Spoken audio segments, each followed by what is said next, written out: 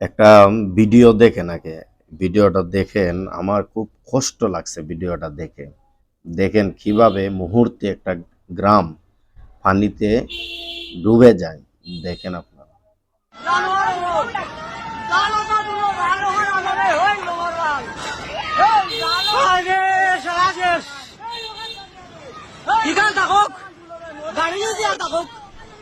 দর্শক আসসালামু আলাইকুম রহমতুল্লাহ। আপনারা একটি ছোট্ট একটা ভিডিও দেখছেন যে মুহূর্তের মধ্যে একটা গ্রাম, পুরো একটা গ্রাম পানির নিচে চলে গেছে। হ্যাঁ, অনেক পানি হয়ে গেছে।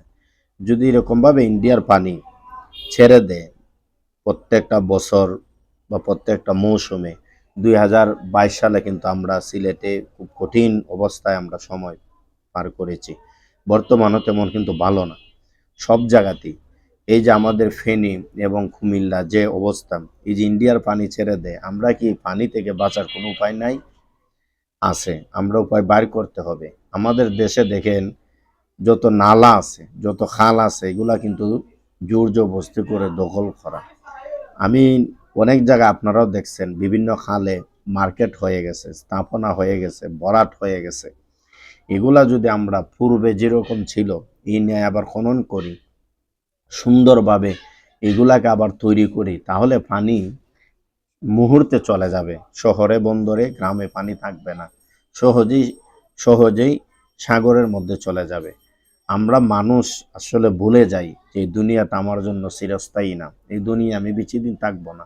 বর্তমানে আমাদের যে অন্তর্কালীন সরকার প্রধান উপদেষ্টা যিনি ডক্টর মোহাম্মদ ইউনূস এবং আরও যারা আছেন, আপনারা খুব কঠিন এবং শক্ত পদক্ষেপ নেওয়ার সময় এখনই।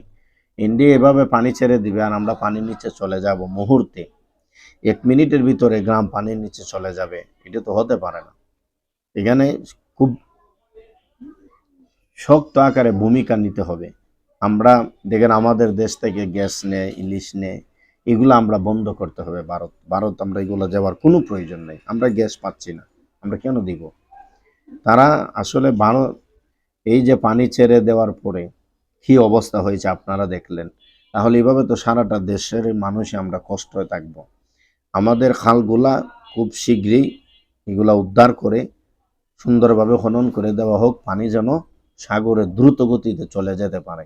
কেউ যেন এগুলো দখল না করতে পারে, কেউ যেন এগুলাতে বাড়িঘর তৈরি না করতে পারে, মার্কেট তৈরি না করতে পারে।